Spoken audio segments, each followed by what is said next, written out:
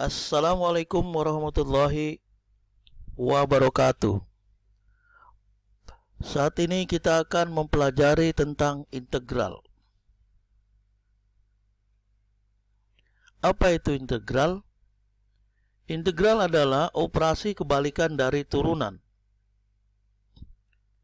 Masih ingat turunan?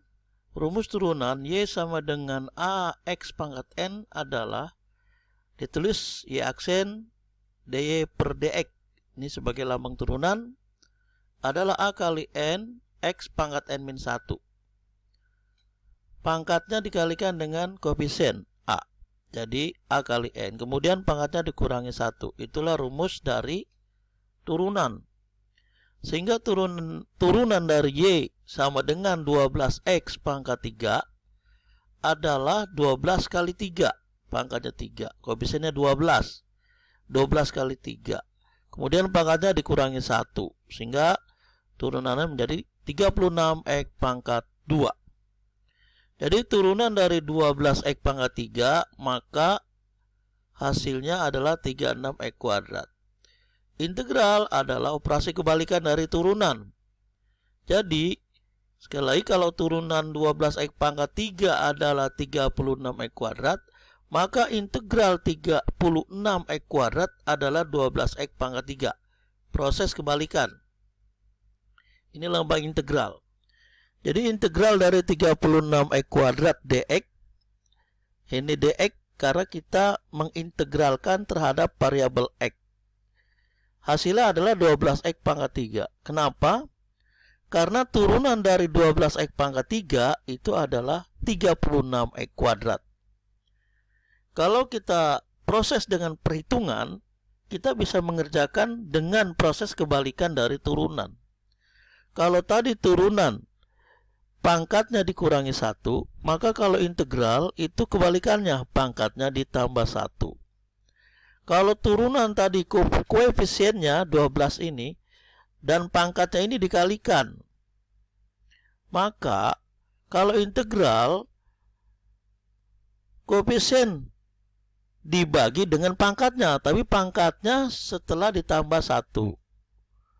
Sehingga menjadi 36 dibagi 2 tambah 1. 2 tambah 1 ini berasal dari pangkat yang ditambah 1 ini. Jadi ini dengan ini sama.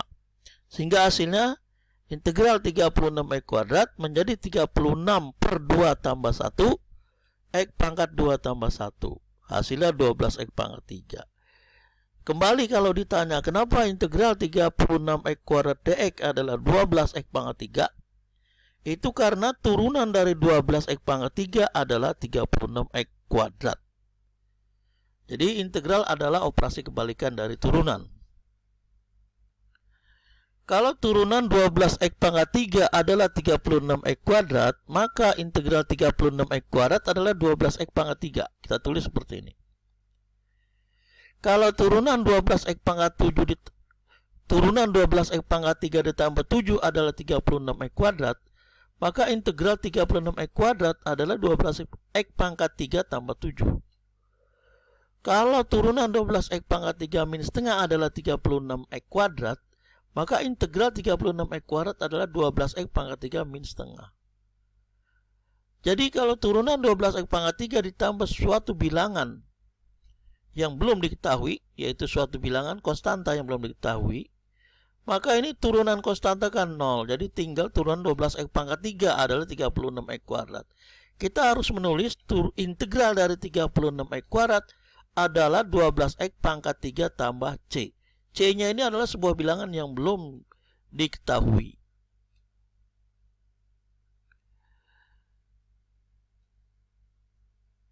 Jadi rumus integral adalah integral dari AX pangkat N dx adalah A, koefisiennya, dibagi dengan pangkat yang sudah ditambah 1.